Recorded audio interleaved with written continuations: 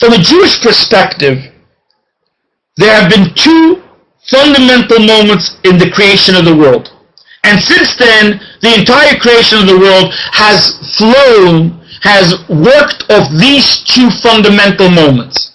Nothing really has changed but those two fundamental moments. The first one is God creating the universe. And the second one is God giving the Torah, when God revealed himself on Mount Sinai. Those are, from a Jewish perspective, the two fundamental moments in humanity, in creation's life. Since then, nothing has ever really changed. Things have evolved, different shapes and forms of humanity, of religion, but it's all of those two moments that the whole universe is shaped. 2 episodes after each one of these moments show you on man's struggle with living with that moment. The moment God created the world, Adam and Eve were created Friday afternoon, and God looked at them and said, there's a beautiful debate what the tree was. Was it a fig tree? Was it a grape tree? Whatever the tree was, he said, I want you to eat this Friday night. Wait those couple of hours and eat from the tree Friday night. Let the day of Friday come to an end, and let's start the 7th day and you start the 7th day from eating on the tree. Adam and Eve could not resist and were challenged with time, simply time. God wanted them to restrain in time, couldn't do it, and ate from the tree before Shabbat came in. Move on. God comes down and teaches the Jewish people at Mount Sinai laws and disciplines that have to do with their lifestyle in space. Objects. Holy, unholy object. Do this, don't do that. All in space. And the first thing the people do is violate space by creating an object which was an idol, challenging God's definition of space.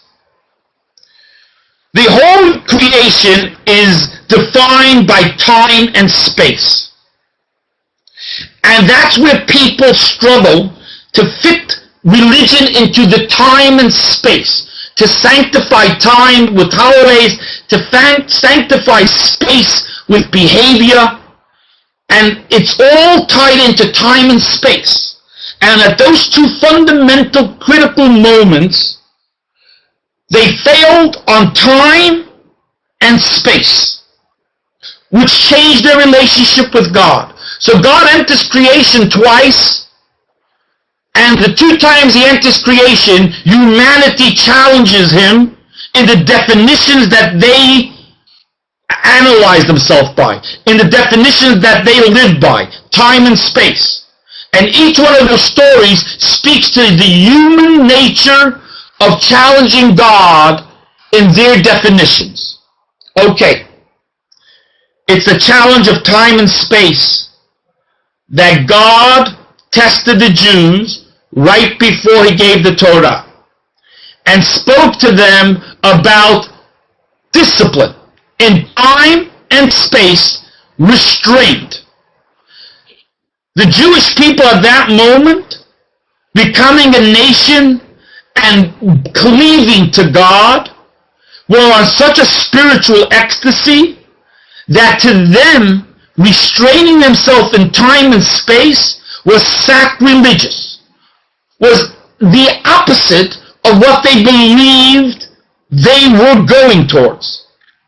They were on such a spiritual high that they honestly believed that they wanted to cleave to God and sanctify their relationship in time and space and just blow the whole system, as we say, and just live big, live abundantly in a spirituality with God. And God turns to them at that moment, before the giving of the Torah, and says, here's your test.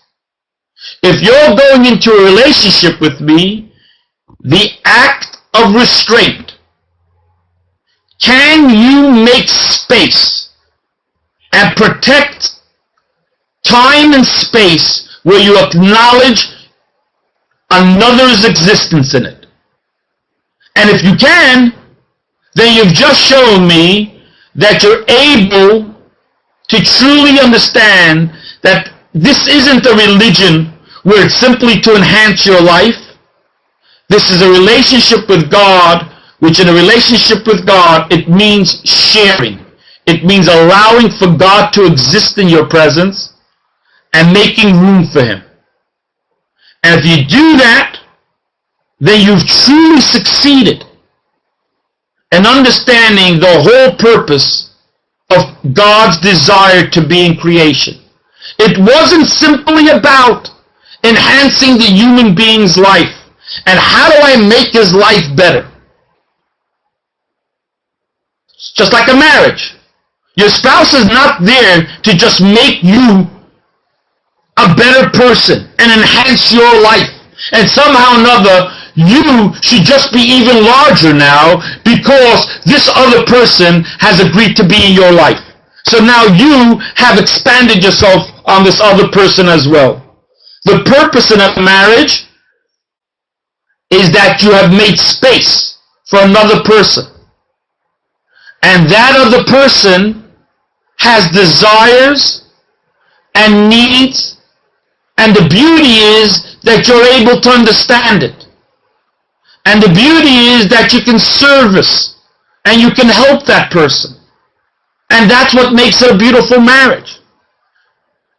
God wants that same type of relationship. That all of a sudden the person should realize, yes, I will enhance your life, but in addition to that, I want to descend into creation. I want for my will to be heard in creation. I want for my desires to be expressed in creation. And I'm asking you to go into a marriage with me. And in that, it means making space for God in this world. That's why I'm going to show you now this great line. The Jews gather in front of Mount Sinai. This is the first commandment that God tells them. And God says, I'm going to descend on this mountain. Now, can you imagine the temptation of the people to just cleave and run into the light and to embrace it? And God turns to them and says, I'm going to set boundaries. And I ask of you, beware, do not ascend the mountain.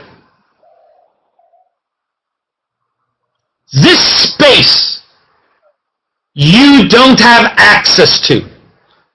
Can you restrain yourself? Although you're in a state where you believe you want to just cleave and embrace God, and you believe that God is there for your need right now, and you're going to feel better and greater by having the ability to embrace God. Why not run up the mountain? Dance on top of the mountain. Reach the heights of oneness with God where you have totally immersed yourself in God. Exact opposite. God turns around and says, don't touch the mountain. I want to create space where this space you respect and you don't touch it.